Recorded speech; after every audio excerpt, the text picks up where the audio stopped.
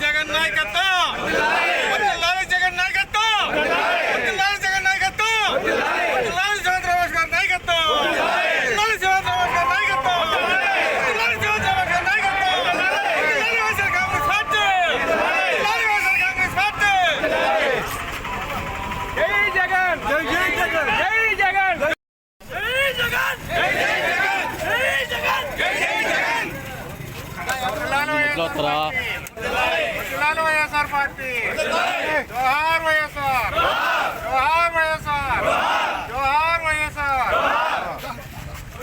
సింహాద్రి రమేష్ బాబు గారి నాయకత్వం, సింహాద్రి రమేష్ బాబు గారి నాయకత్వం.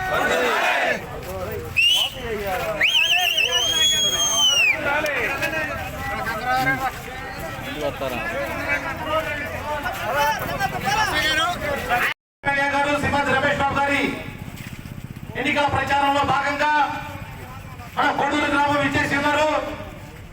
ఇక్కడ మన సెంటర్ లో ప్రతి షాపుని ఆయన వచ్చి తన కుటుంబ సభ్యులకు అందరూ పలకరించడం, అందరూ కూడా ఆత్మీయంగా ఆదరించడం మన కోడూరు ప్రజానికానికి ముందుగా ధన్యవాదాలు తెలుపుకుంటూ ఈ కార్యక్రమానికి ముఖ్యంగా కోడూరు మండలానికి సంబంధించి ఇప్పుడు కొత్తగా చేరినటువంటి ఓట్లలో యువత జగన్మోహన్ రెడ్డి గారు చేస్తున్న పథకాల పట్ల ఆకర్షితులై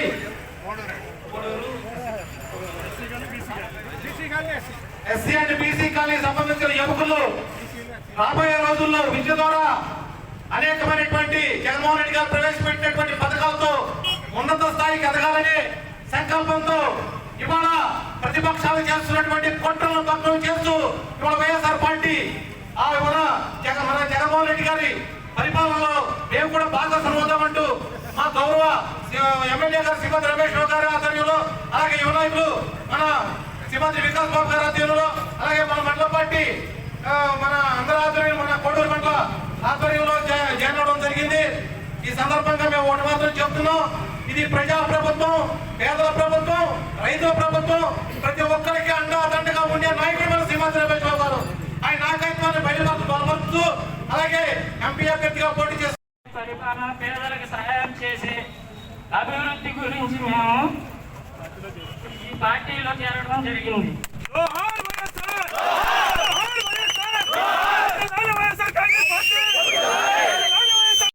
రోజు ఈ కార్యక్రమం ఏర్పాటు చేసినందుకు కోడూరు మండల నాయకులకి, ఇక్కడ విచ్చేసిన వారికి, కార్యకర్తలకి, అభిమానులకి, ప్రతి ఒక్కరికి కూడా పేరు పేరున నమస్కారం.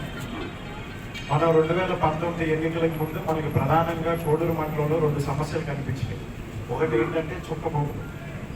ఆ రోజు మన ఎమ్మెల్యేగా పోటీ చేస్తున్న రమేష్ గారు ఏం చెప్పారంటే, ఈ చుక్క భూమి సమస్యలు నేను సరిచేయలేకపోతే మీ మధ్యకి వచ్చి మళ్ళీ ఓటు అడగనని చెప్పారు. రెండోది, కోడూరు రోడ్డు వేయలేకపోతే నేను మిమ్మల్ని ఓటు అడగడానికి అర్హుని కాదని చెప్పారు. ఈరోజు మన నియోజకవర్గంలో సుమారుగా 17,000 ఎకరాలు మన మట్టిని, మన భూమిని మనకి తిరిగిచ్చి మన మందికి ఓటు అడుగుతాకు వచ్చారు. అట్లాగే ఎంతమంది ఎన్ని విమర్శలు చేసినా అవ్వదని చెప్పి ఎంత కుంగ తీసినా జగన్మోహన్ రెడ్డి గారి నమ్మకంతో ధైర్యంగా చెప్పి ఇవాళ రోడ్డు వేయించున్నారు.